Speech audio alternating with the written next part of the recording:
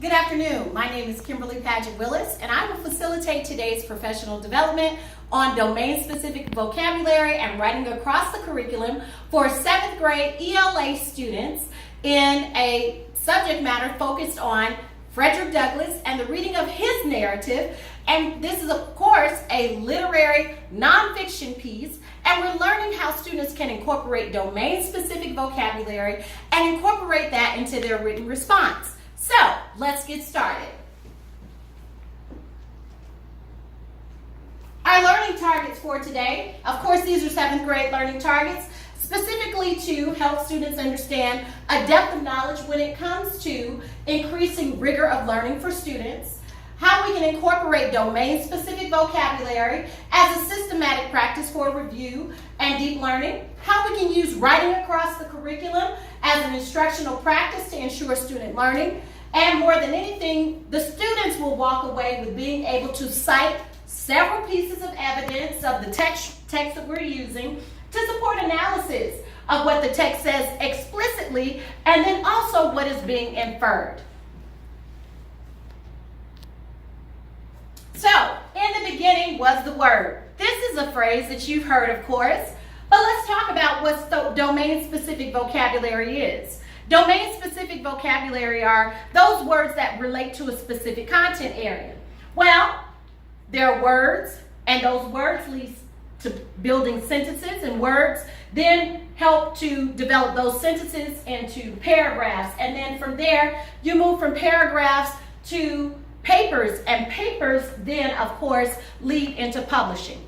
Our goal is to help students increase their writing no matter in what subject area we're teaching, but this is important to the ELA framework. And definitely in a 7th grade class as this, what we're helping students to understand is how to incorporate vocabulary into that. So, let's go a little bit deeper.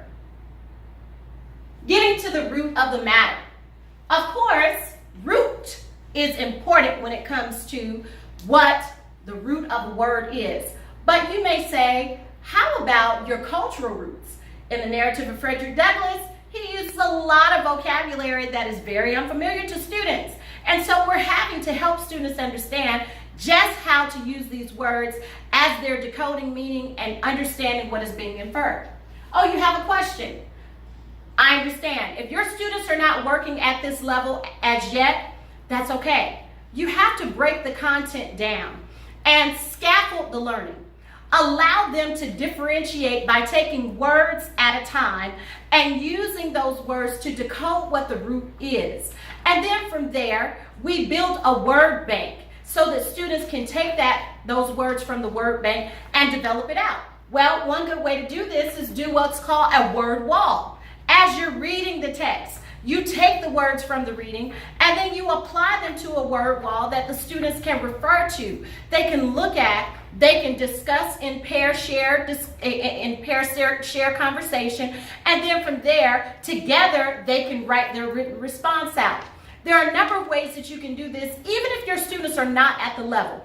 It's just a matter of you taking them step by step to get there and ensuring that they meet that learning target.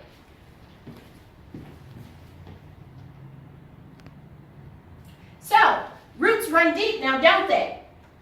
In a cultural specific situation, we like to use the word code switching.